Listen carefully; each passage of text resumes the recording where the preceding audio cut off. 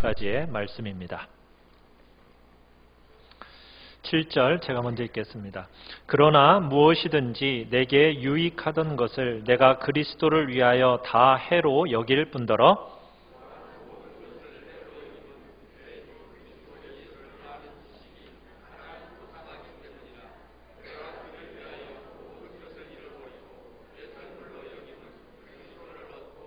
그 안에서 발견되려 함이니 내가 가진 의는 율법에서 난 것이 아니요 오직 그리스도를 믿음으로 말미암은 것이니 곧 믿음으로 하나님께로부터 난 의라.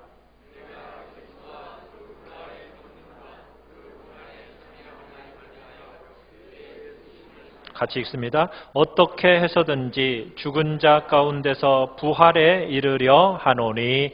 아멘. 자, 우리 말씀의 제목을 같이 한번 읽어보겠습니다. 시작. 예수의 죽으심을 본받아 부활에 이르라.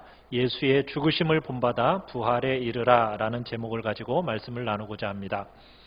첫 번째, 신앙이라는 것은 현재 진행형이다 라고 말씀드리고 싶습니다. 신앙은 현재 진행형이다.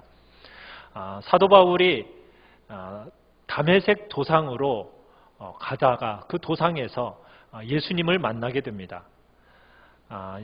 교회를 핍박하고 교회를 박해하러 가는 그 도중에 예수님을 인격적으로 만나는 역사가 나타납니다. 주님을 만나게 된 이 사도 바울의 인생에 놀라운 변화, 참 많은 변화가 나타나게 되죠. 특별히 지난주에 말씀드렸던 것처럼 사도 바울에게 있어서는 가치관의 변화, 또 그의 생각과 관점의 변화가 나타났다는 것을 우리는 살펴보았습니다. 그의 사물을 보는 눈이 달라졌고 생각이 달라지게 된 겁니다. 지난주에 우리가 사도 바울이 그가 자랑하고 그가 추구하며 살았던 그 삶의 모습을 우리가 봤었습니다. 그는 탁월한 학벌을 가진 사람이었습니다. 부모로부터 받은 좋은 혈통을 가진 사람이었고요. 또 스스로 노력해서 얻게 된 많은 능력과 열심과 재능과 탁월함을 소유했던 사람이 이 사도 바울이었습니다. 이런 것들 자체가 나쁘다는 이야기는 아닙니다. 악하다는 이야기는 아닙니다. 오히려 우리에게 유익을 줄 수 있는 것들입니다. 그럼에도 불구하고 사도 바울이 주님을 만나고 나니까 이런 것들이 도리어 해가 되어지고 걸림돌이 되어지고 장애물이 되어지고 방해물이 되어진다는 것을 보게 된 겁니다. 다른 사람들은 사도 바울을 보면서 야, 부럽다, 유익하다, 참 복이다 이런 말들을 아마 많은 사람들이 했을지 모릅니다.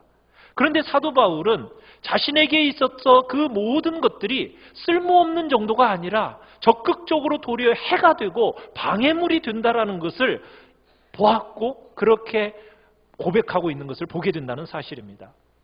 사도 바울이 이 귀한 깨달음을 얻게 된 것이 어떻게 해서 얻게 되어졌다고요? 다메섹 도상에서 주님을 만나고 나니까 이런 깨달음이 오게 된 겁니다. 그런데 주님을 만난 이 경험이 과거의 사건으로 끝나지 않습니다.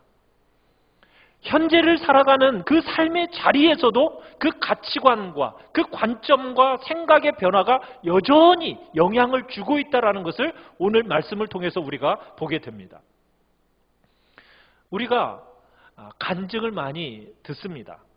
은혜의 간증의 이야기들을 대부분 듣게 되는데 대부분 그 간증들은 언제의 이야기입니까?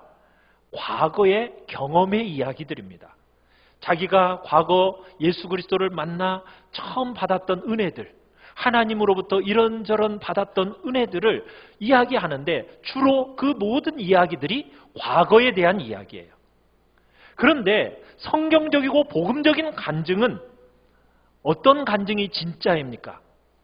과거의 경험으로 끝나는 것이 아니라 그 간증이 그 삶의 관점과 변화가 지금 여전히 그 삶 속에서 역사하고 영향을 미쳐야 한다는 사실입니다. 그것이 진짜 성경적인 간증이요, 체험이라는 거예요. 그저 과거를 돌아보면서 왕년에는 나도 이랬었어 라고 끝내버린다면 그것은 진짜 간증이 아니에요. 진정한 간증은 지금 과거의 그 변화가 지금에 있어서도 나타나야 된다는 사실이에요.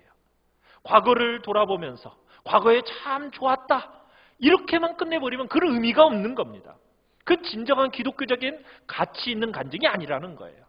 과거에 일어난 그 귀한 일이 현재, 지금, 오늘의 삶 속에서도 영향을 미쳐야 그것이 진정한 간증이라는 겁니다. 바울은 다메섹 도상에서 예수님을 만나서 그때 관점과 가치관과 생각의 변화를 경험하고 그저 그때 거기서 끝나지 않았다라는 겁니다. 오늘 8절 말씀을 보십시오.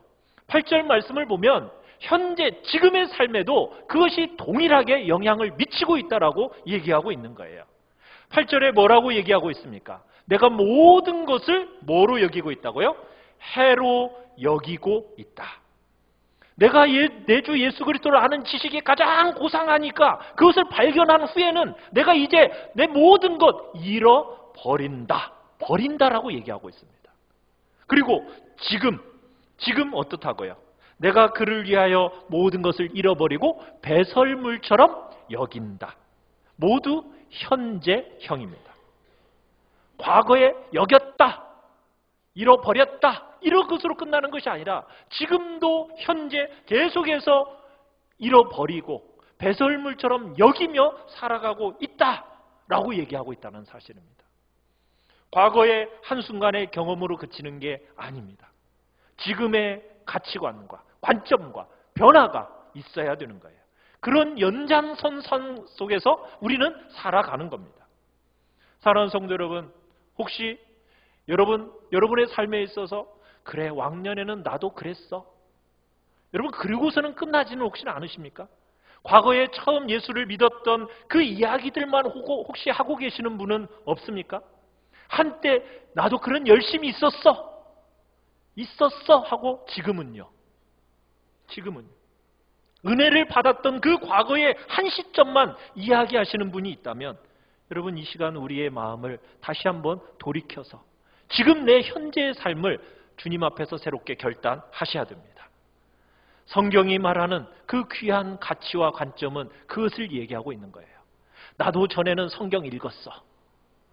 옛날에는 나도 기도 좀 했었지. 지금은요. 지금은 어떠시냐고요. 지금도 여전히 그 삶의 열심과 열정 속에서 그것이 나에게 영향을 미치며 살아가고 있냐고요. 지금도 여전히 성경을 읽고 계십니까? 여전히 열정적인 기도가 있으시나요? 제가 신방하면서 돌아다녀 보니까 과거에 우리 40일 특세도 했어. 그때는 아주 열심히 나왔었어. 그런데 지금은요. 10년 전 얘기죠. 여러분, 우리의 삶을 한번 돌이켜 보셔야 됩니다. 과거의 경험으로 끝나서는 안 돼요. 신앙이라는 것은 현재 진행형이 되어야 합니다. 두 번째, 신앙이라는 것은 중심의 이동입니다. 사도 바울이 지금 이런 변화를 경험하게 된 계기가 무엇입니까? 바울이 주님을 만났을 때 그리스도를 아는 지식이 최고로 고상하고 가치 있다 이런 것을 깨달았기 때문에 이런 변화가 지금 사도 바울에게 나타나게 된 겁니다. 이걸 가리켜서 중심의 변화라고 이야기할 수가 있습니다. 중심의 이동입니다. 예수님을 만난 사람의 가장 중요한 표시, 그 표시는 무엇이냐면 중심이 이동되는 겁니다. 그 전에는 나 중심이었습니다. 나 중심, 세상 중심, 나의 욕망과 나의 자아가 중심으로 살았었어요. 그러나 예수님을 만나고 나서 나의 이 중심이 변화되어지는 겁니다. 어디로 변화가 됩니까? 하나님 중심, 예수 그리스도 중심, 다시 오실 하나님 나라의 중심으로 우리의 중심의 변화가 일어나야 이게 진짜 신앙이라는 겁니다. 중심의 축이 바뀌어야 되는 거예요. 변화가 한순간에 완성되는 것은 아닙니다.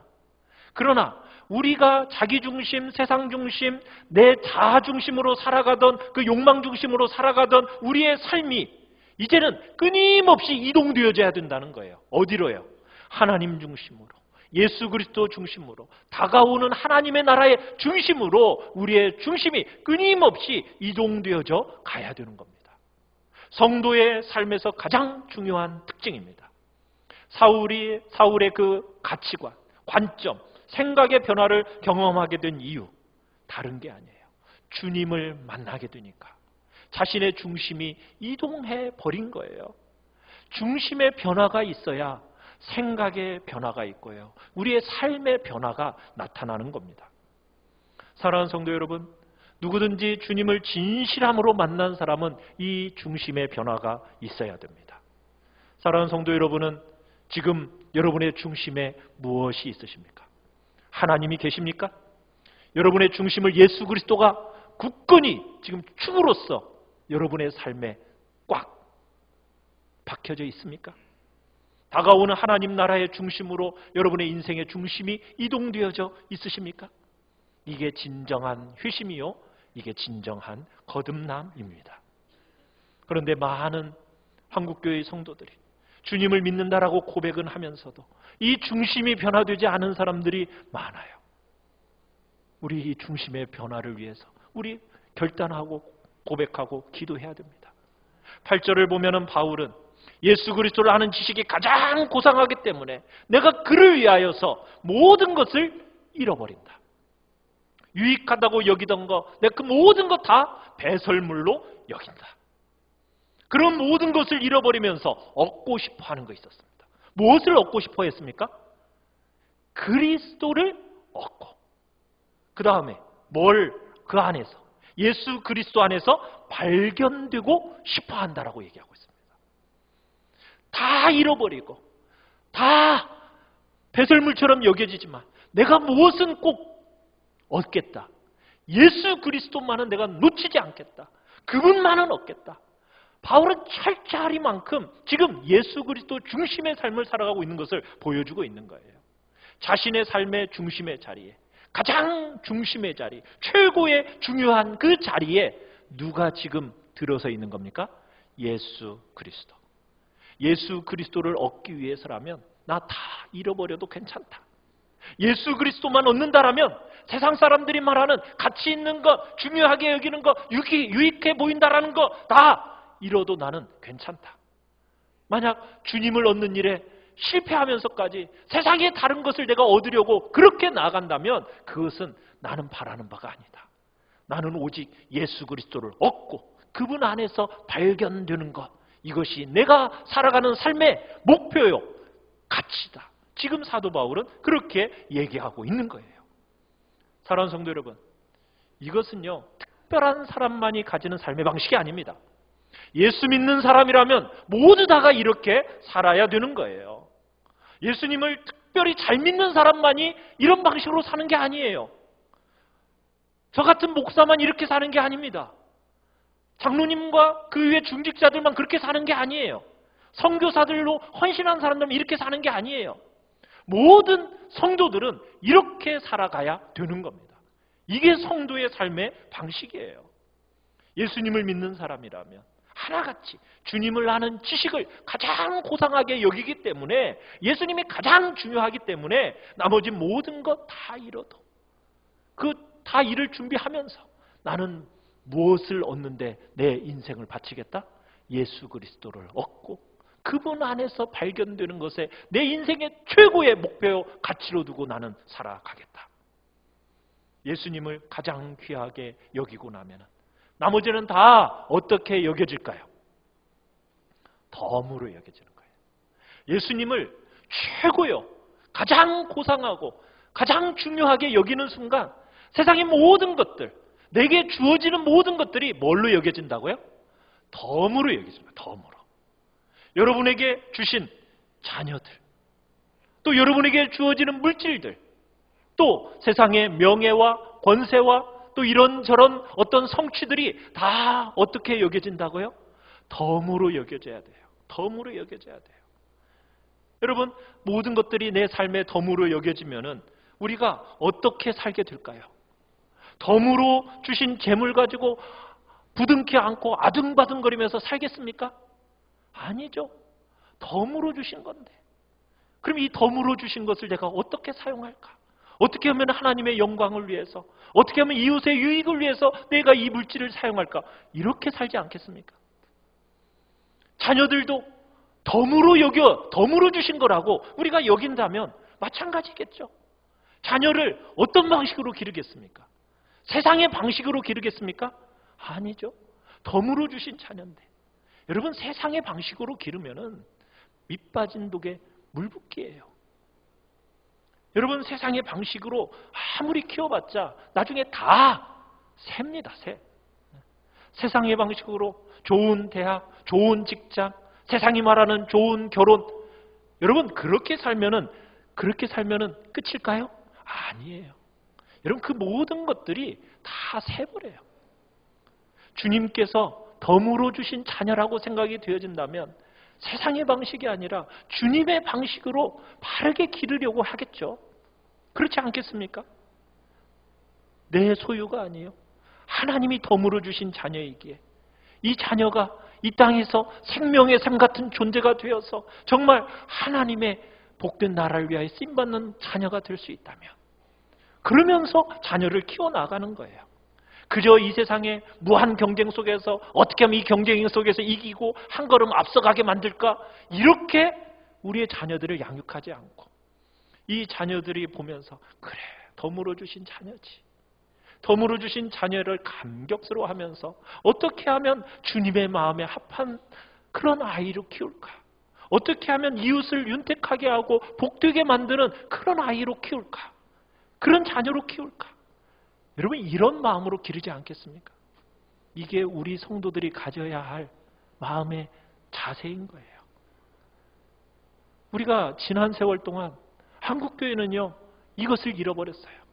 예수를 믿는다고 하면서도요, 똑같은 세상적인 방식으로 우리가 살아왔어요. 예수님을 믿어서 우리가 뭘 그렇게 추구하며 살아왔습니까? 이 땅에서도 부자로 잘 살고 돈 많이 벌어서 떵떵거리고 살다가 내세에도 가서 천국 가는 거. 이것이 마치 우리의 한국교회의 모습이 되어버렸어요. 대부분의 성도들의 신앙생활이라는 것이 그렇게 간 거예요. 기도라는 것도 뭐예요? 내 힘으로는 안 되니까 하나님의 능력을 끌어내려서 내가 얻고 싶은 거 내가 얻어내겠다. 내가 이루고 싶은 거 이루어내겠다. 이런 식으로 신앙생활을 해온 거예요.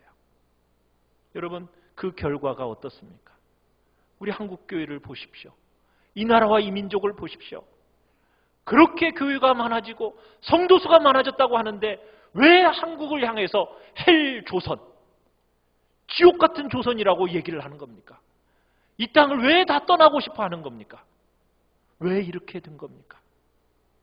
한국 교회의 성도들이 하나님의 방식을 놓아버리고 세상의 방식으로 교회 안에 머물고 세상의 방식으로 덤으로 주어진 것들을 그렇게 누리며 살아가려고 했기 때문에 이 한국 땅이 이렇게 되어버린 거예요.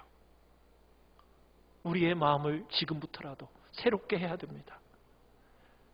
우리가 주님 앞에서 정말 끝없는 약육강식의 어떤 척박한 세상이 이렇게 되어버린 거, 이 땅을 어떻게 하면 따뜻하게 만들 수 있겠습니까? 이 모든 책임은 다른 사람의 책임이 아닙니다. 한국 교회의 책임이요, 우리 성도들의 책임입니다. 끝없는 어떻게 무한 경쟁 속으로 우리의 자녀들을 집어넣고 치닫게 만든 모든 책임의 원인은 우리 한국교회요, 우리의 책임에 있다라는 것. 그러기에 주님 앞에서 우리가 새롭게 마음을 해야 됩니다. 내 모든 최고의 가치가 무엇이라고요? 우리 주 예수 그리스도. 그리고 다른 모든 것들은 덤으로 주어지신 거라고 생각할 때, 여겨질 때, 그럴 때 우리에게 있어서 이 땅에 아프고 척박한 세상을 변화시키는 놀라운 은혜의 역사가 나타나게 되는 것입니다. 사랑하는 성도 여러분, 주님 때문에 잃는 거 너무 두려워하지 마십시오. 주님 한 분만 얻을 수 있다면, 내가 주님과의 바른 관계 안으로 들어갈 수만 있다면, 내가 있다면 내 모든 거 다 잃어버려도 괜찮다. 다른 건 모두 다 나 배설물로 여기겠다. 여러분, 주님을 위해서 기꺼이 대가를 지불할 줄 아는 그런 성도가 돼야 됩니다. 주님 때문에 잃는 거 두려워하지 않는 그런 성도가 돼야 됩니다. 그래야만이 이 나라와 이 민족, 여러분, 소망이 있습니다. 주님께 기꺼이 헌신하고 주님이 기뻐하신다면 뭐든지 기꺼이 잃어버릴 수도 있고 드릴 수도 있고 순종할 수 있는 그 마음이 우리 안에 있어야 돼요. 주님이 원하신다면 제가 뭐든지 다 기꺼이 주님 앞에 드리겠습니다.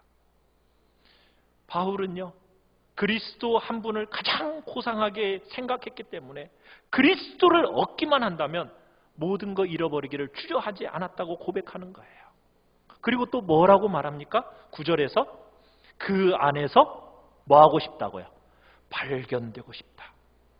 나는 그리스도 안에서 발견되는 거, 그것이 나는 너무나도 좋은 일이다. 너무나도 좋아한다. 바울은요, 과거에 자기를 자랑하고 싶었어요. 그렇지 않습니까? 남다른 가문에, 혈통에, 학벌에, 그리고 자기의 최고의 재능에, 이런 거 열심히 자랑하면서 그렇게 살아왔어요.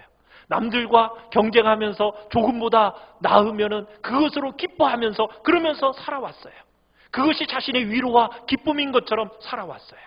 그런데 이제 다메섹 도상에서 주님을 딱 만나고 나니까 관점이 바뀐 거예요. 이제 더 이상은 혼자 서고 싶지 않은 거예요. 자기의 모습을 드러내면서 자랑하고 싶지 않은 거예요. 오직 누구 안에서 발견되고 싶은 거예요? 예수 그리스도 안에서 발견되고 싶은 거예요. 예수 없이 자기 혼자 서려는 그런 존재, 이제는 더 이상 그렇게 자신이 발견되는 거 원하지 않는 거예요.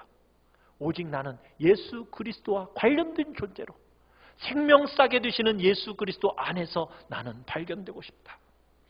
나는 그 예수 그리스도 안에서 드러나고 싶다. 세상이 나를 어떤 존재로 보는가, 이것에 관심 있는 게 아니라 나는 예수님과 더불어 세상이 나를 보기를 원한다. 그렇게 봐주기를 원한다. 여러분, 그렇게 예수님 안에서 해석되어지고 예수님으로 그렇게 존재되어지기를 원하는 것, 이것이 진정한 믿는 성도의 삶인 겁니다. 세 번째는, 신앙은 고난에 기꺼이 참여하는 삶입니다. 바울이 예수를 얻고 그 안에서 발견되기를 원한다고 얘기하고 있어요. 그것을 다른 형태로 고백을 합니다. 우리 10절을 한번 읽어보겠습니다. 10절. 시작. 내가 그리스도와 그 부활의 권능과 그 고난에 참여함을 알고자 하여. 여러분, 여기까지 한번 보시면요, 자, 똑같은 이야기를 지금 다르게 표현하고 있는 겁니다. 지금 알고 싶대요. 자, 첫 번째 뭘 알고 싶다라고 얘기합니까? 그리스도를 알고 싶대요. 예수님을 알고 싶대요. 바울이 예수님을 압니까, 모릅니까? 다메섹 도상에서 예수님을 만난 후에 그는 예수님을 알고 있어요. 그런데 한 번의 만남으로 아는 것, 그것으로 끝나는 것이 아니라 더 알고 싶다는 거예요. 여러분, 사랑하는 사람 만나면은 그냥 한번 척 보고 지나가고 맙니까? 아니죠.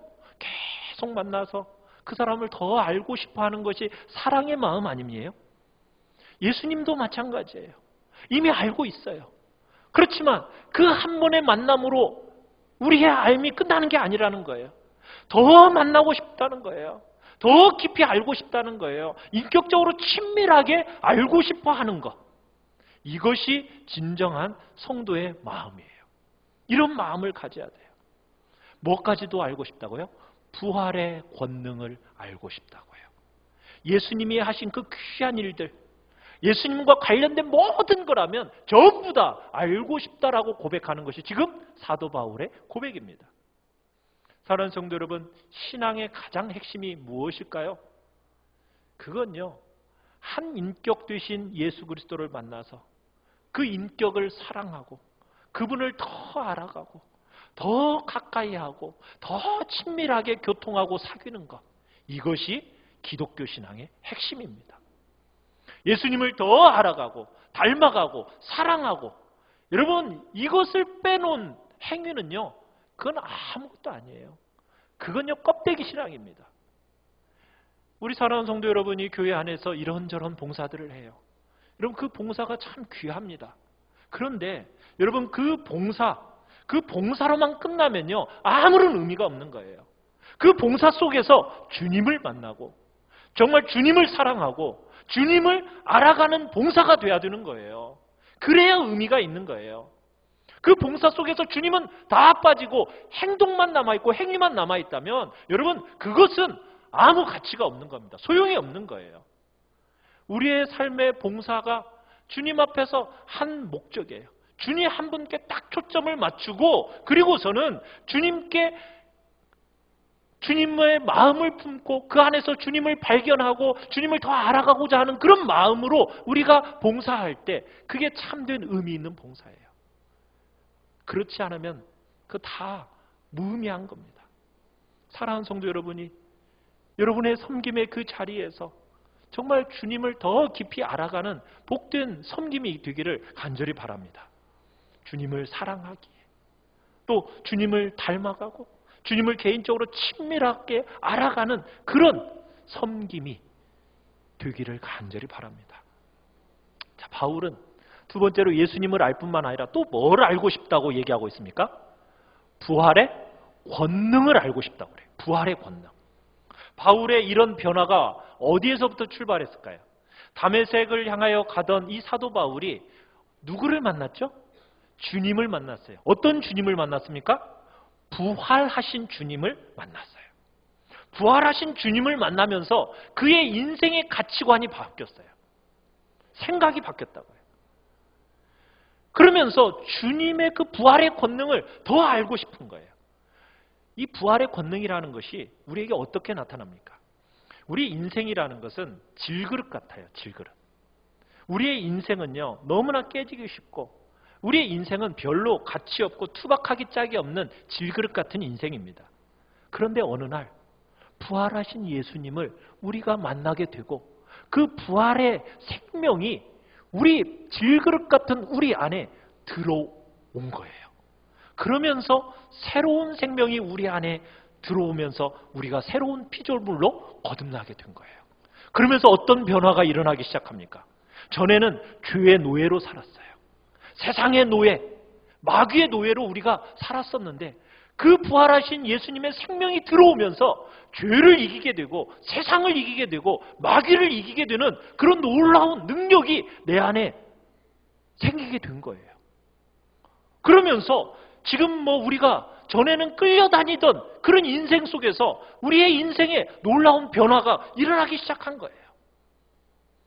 완전한 승리가 우리에게 주어지진 않았지만 끊임없이 이제는 주님을 위해서 종이 되겠다, 내가 희생하는 삶을 살겠다, 그런 선택이 가능하게 되었다고요. 마지못해서 그러는 게 아니라 자원함이 내 안에서 생겨나게 된 거예요. 이 일이 어떻게 가능하게 되었다고요? 부활의 그 권능으로 말미암는 생명이 내 안에 들어왔기 때문에 이 일이 가능하게 된 거예요.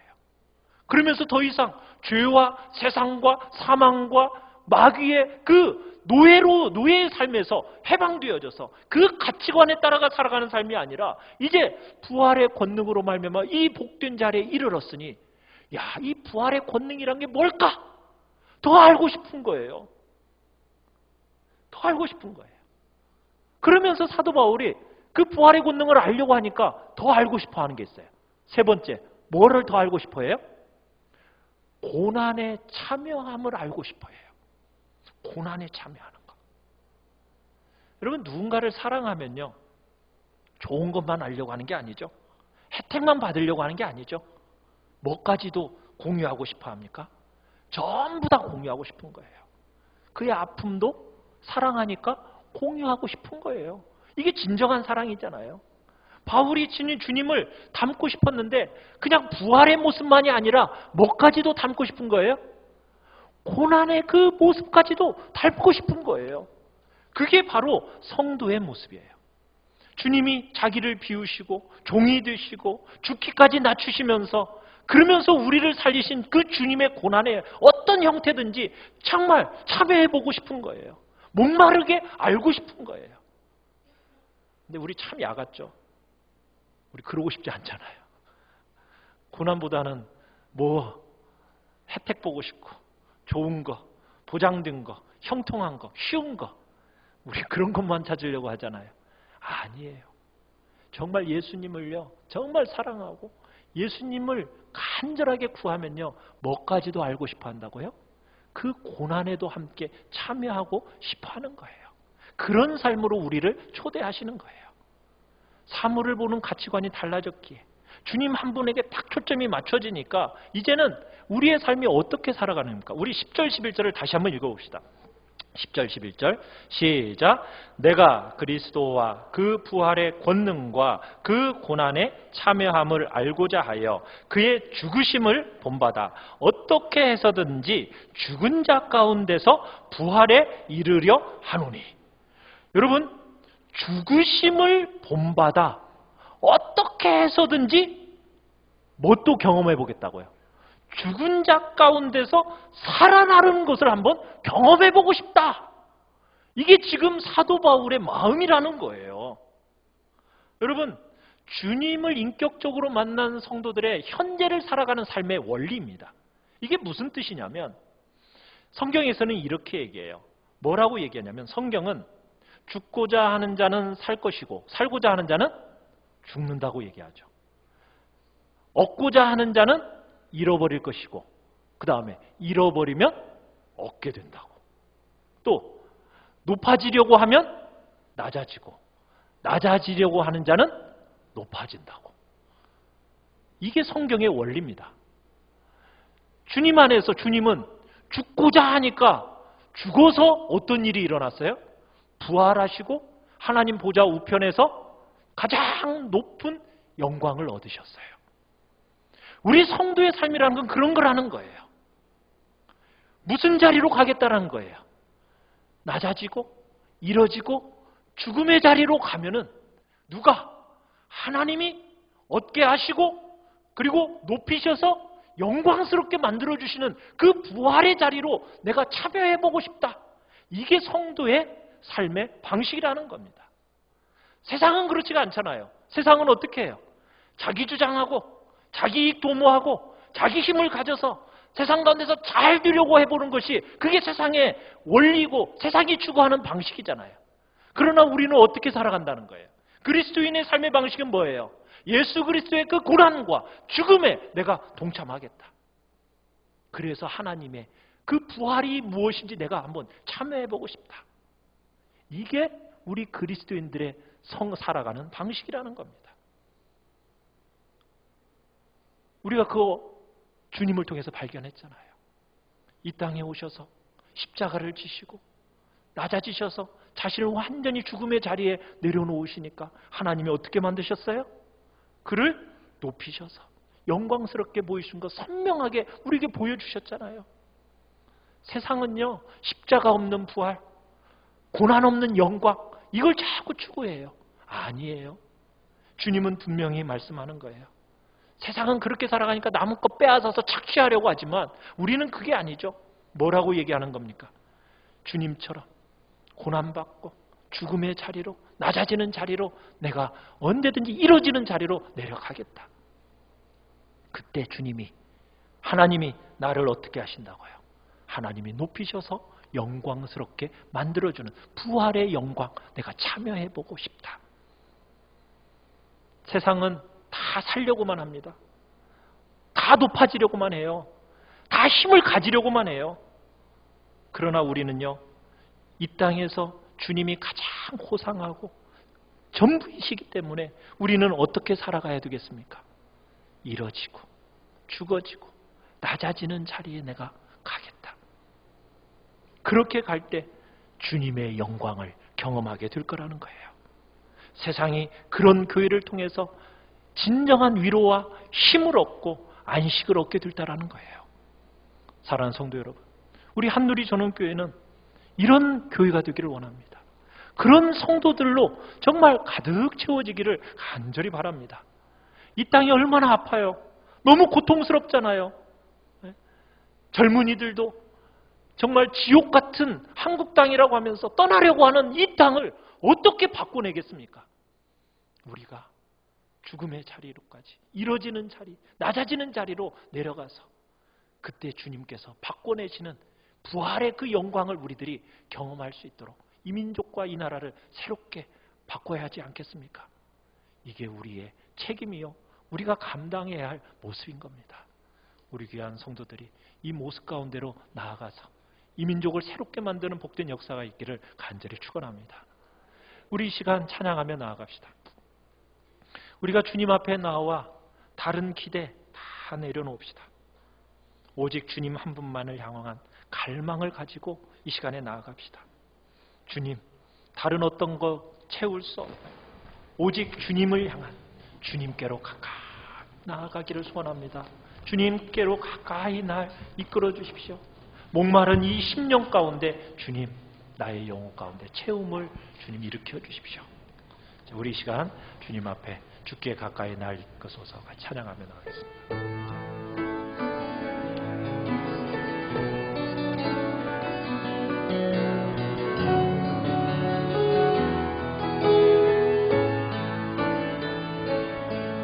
주께 가까이 날 이끌소서. 간절히 주님만을 원합니다. 세워주소서. 세워주소서. 주의 사랑을 진정한 찬양 드릴 수 있도록 다시 한번 주께 가까이, 주께 가까이 날 이끌소서.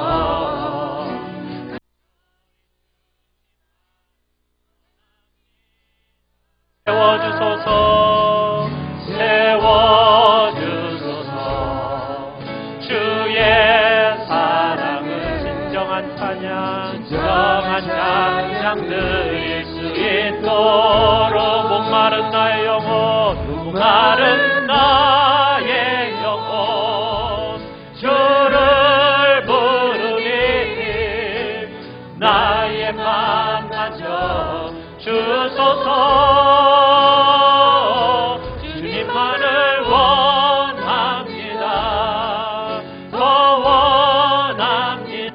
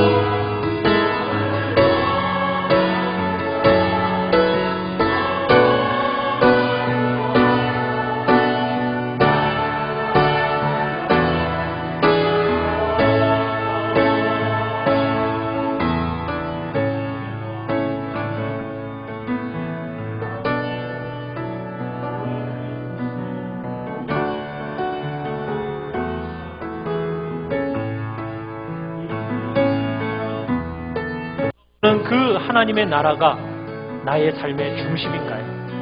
아니면 하나님께서 덤으로 주신 것들이, 그 덤으로 여겨져야 할 것들이, 자녀들이, 재물이, 명예와 권력과 이런저런 성취들이 나의 중심에 떡하고 자리 잡고 있는 건 아닌가요? 이 시간 우리 주님 앞에 우리의 마음을 다시 한번 회개하며 나아갑시다.